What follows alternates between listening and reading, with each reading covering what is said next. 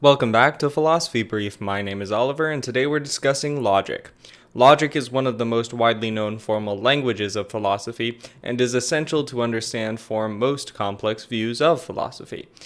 But before we begin, I want to emphasize that this is not the only way to argue, simply one of the most influential. Okay, welcome everyone.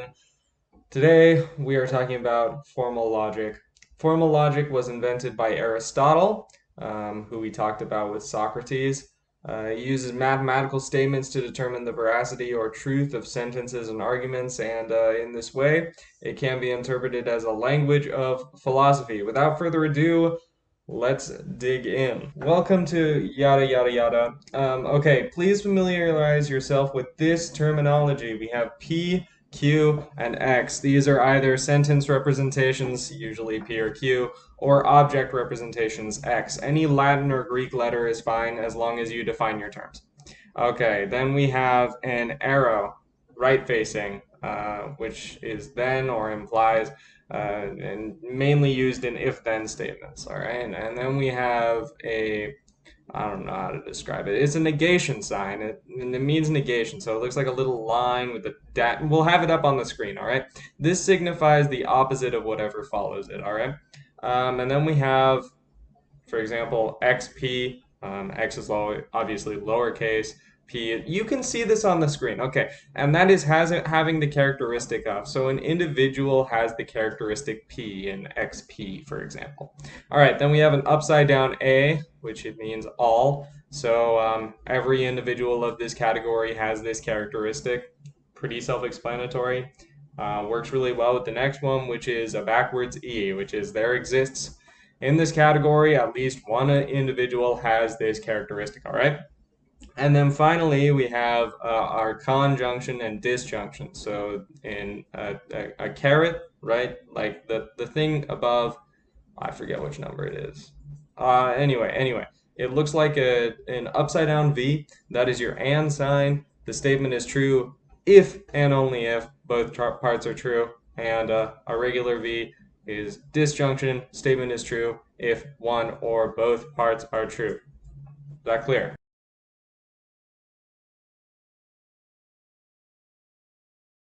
All right, with that out of the way, let's start on a few things we have to get through. Okay, let's start with X. So assume that X is me right now.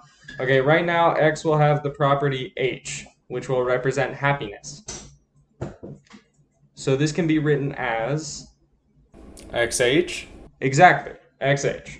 However, let's say we want to give me multiple attributes, all right? This usually goes along with defining oneself. So if we want to say that I have the property of being male, how would we represent that? Use M for male. XM?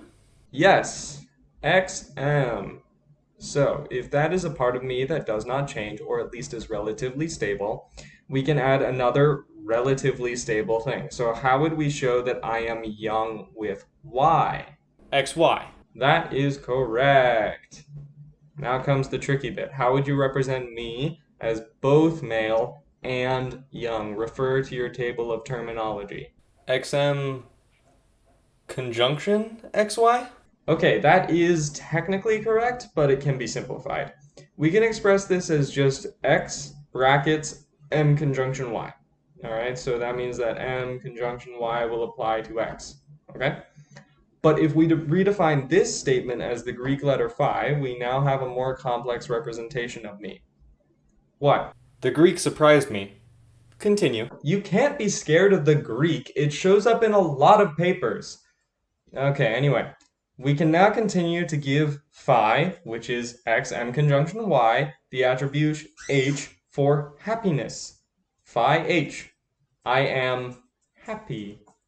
What does x bracket m conjunction y mean in English? I am both male and young. Okay, that's enough for individuals. Let's move on to groups. Remember that A stands for all, so AYYH means what? All Ys are happy. Yes, and for now we'll define Y as humans. Okay, reaching back into your toolbox, can you find a way to say that there exists a happy human? EYYH. Perfect. These can be combined as well. For example, if we say that W stands for parent, we can say that AYEW. For every person, there exists a parent? Yes. Cool, so EWAY. Careful. When we reverse the order, we change the meaning, alright? So that means that there exists a parent for every person, implying someone is the parent of everyone. If that's what you intend, great! But if not, be aware. Let's now shift our attention to statements. We'll start with some basic principles. To start, we'll mainly deal with examples such as this. If Madrid is in France, you cannot go to Madrid without going to France. But Madrid's not in France. I know, but the world of analytical logic simply needs to be internally consistent to be considered valid, and most of the arguing comes from soundness. So validity only requires that the premises necessitate the conclusion, so let's break this one down. This example is, if P, then Q, which can be written as P arrow Q. However, it's a bit more complicated. P arrow Q, if P then Q, is only the first premise of a syllogism. The next step would be to have the premise P followed by the conclusion of Q. This can be visually represented as 1 P arrow Q, 2 P, 3 triangle Q. What's the triangle? That's the Greek letter delta, and it means therefore. Another way to represent this is P arrow Q, P, all of that over Q. Okay, so if I'm reading this right, we have 1, if Madrid is in France, you cannot go to Madrid without going to France. 2, Madrid is in France, so therefore 3, you cannot go to Madrid without going to France. That's correct. But Madrid is not in France. Which brings me to another point. Another big concept in logic is the difference between validity and soundness. Validity refers to whether the conclusion follows from the premises, but soundness refers to the truth value of the premises. Essentially, if a syllogism is valid, then the premises being true makes the conclusion necessarily true. This statement is valid, but not sound. Because the premise is wrong. Yes, premise 2 is incorrect. So how do we determine validity? I'm so glad you asked. It's time to talk about truth tables. What? Hey. Truth table. Okay, so it's like this. Draw along. P, we're going to have false. Q, we're going to have true. Then P, we're going to have false. Q, we're going to have false. Then we're going to have P be true, Q be true, P be true, Q be false. Great. Now we have if P, then Q. So the first one is going to be false. For the second one, it's going to be true. Third one, also true. Last one, false. So what this means is that we understand that P and Q must have the same value for if P then Q to be true.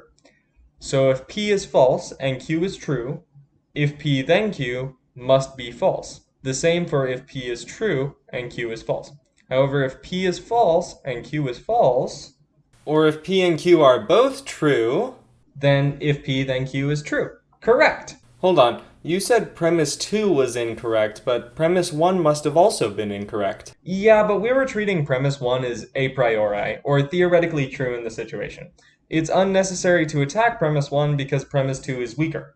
Anyway, let's move to more truth tables using conjunction and disjunction. A conjunct truth table will look like this. Essentially, a conjunction statement is true only if both parts are true? That is literally the definition of conjunction. Could you explain to me a disjunction table and draw it out? Yeah, okay.